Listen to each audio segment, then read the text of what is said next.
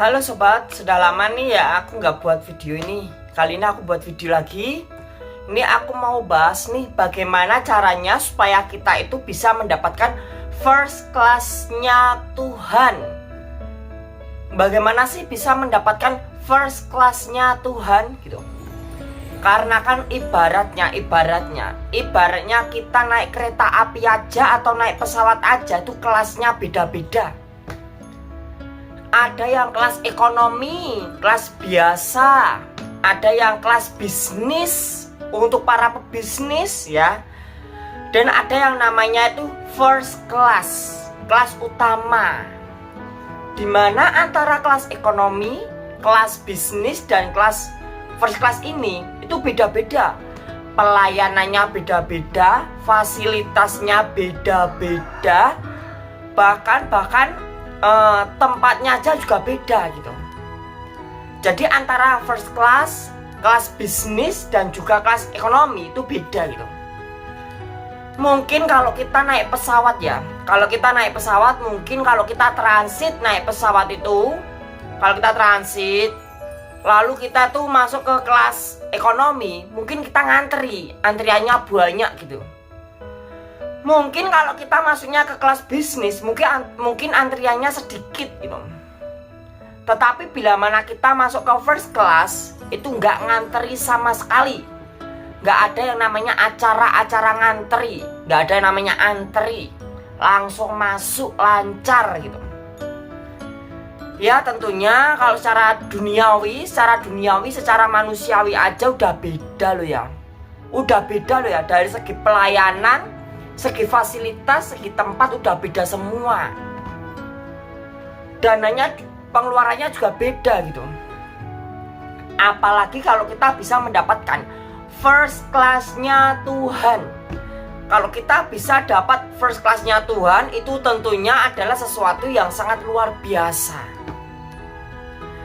Dan untuk mendapatkan first class-nya Tuhan ini itu tidak semudah kita ngomong gitu.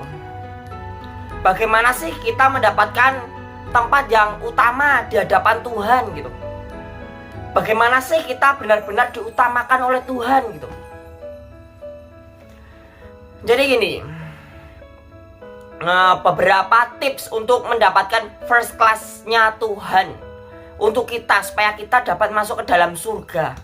Tentunya kan kita semua ingin masuk ke dalam surga, ingin duduk bersama tahta Allah, ingin duduk bersama-sama Allah di alam ilahi, di alamnya Allah, di alam ilahi, di alam Elohim.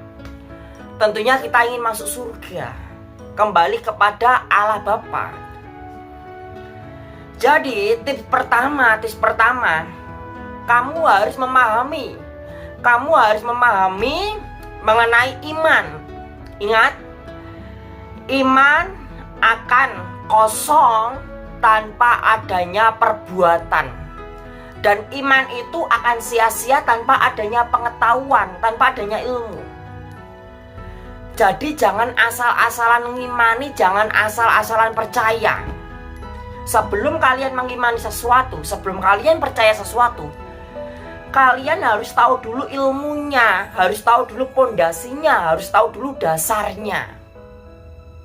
Tahu dulu nih ilmu pemahamannya, pengetahuannya seperti apa. Setelah tahu, setelah paham, baru mengimani. Setelah diimani, dilakukan dengan perbuatan. Itu namanya iman yang sempurna. Tips yang pertama, kalian harus bisa menjalankan iman yang sempurna.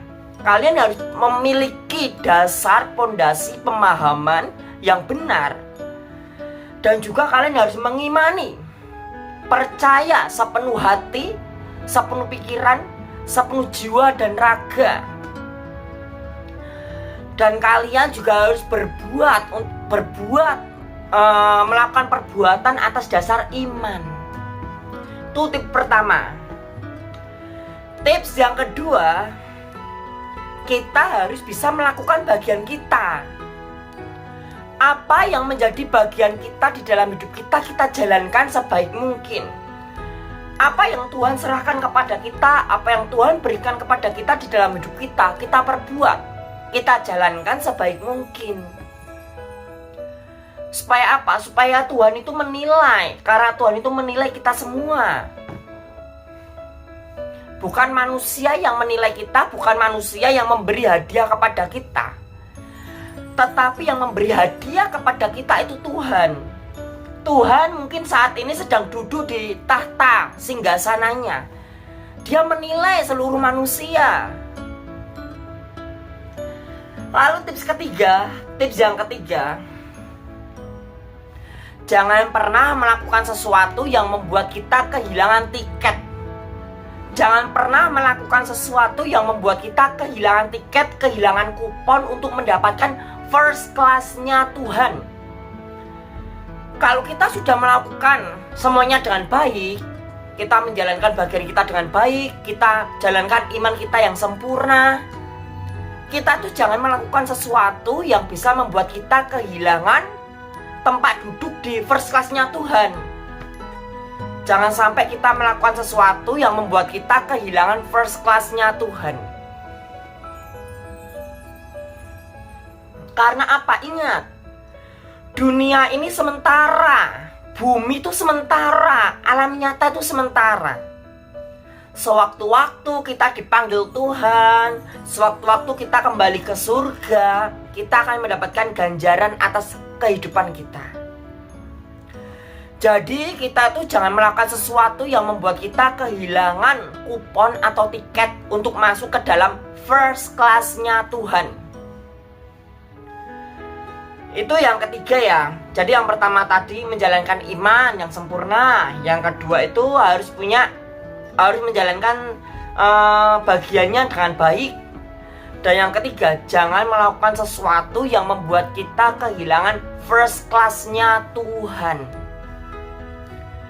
Kita harus pahami, kita manusia itu makhluk yang lemah. Seperti apa yang ada dalam Alkitab. Terkutuklah manusia bila mana dia mengandalkan kekuatannya sendiri. Tetapi berbahagialah mereka yang mengandalkan Tuhan di dalam hidupnya. Jangan pernah kita mengandalkan manusia, tetapi kita tetap andalkan Tuhan. Kalau ada manusia yang datang di dalam hidup kita bisa kita percayai, itu tandanya dia dikirim Tuhan. Tapi bila mana ada manusia yang datang lalu menyakiti kita dan pergi, itu tandanya dia didatangkan oleh iblis, lalu dipergikan lagi. Kita harus percaya, Tuhan sumber kita, Tuhan tempat kembali kita. Tetap pegang teguh iman kita, jangan sampai kita kehilangan iman kita. Apapun orang-orang yang mereka katakan tentang agama kita, tentang iman kita, jangan tertipu. Kita yakini saja apa yang kita yakini, yang kita anggap benar. Itulah kilasan video kali ini. Jangan sampai kita kehilangan first class-nya Tuhan. Jangan lupa klik like dan subscribe video ini.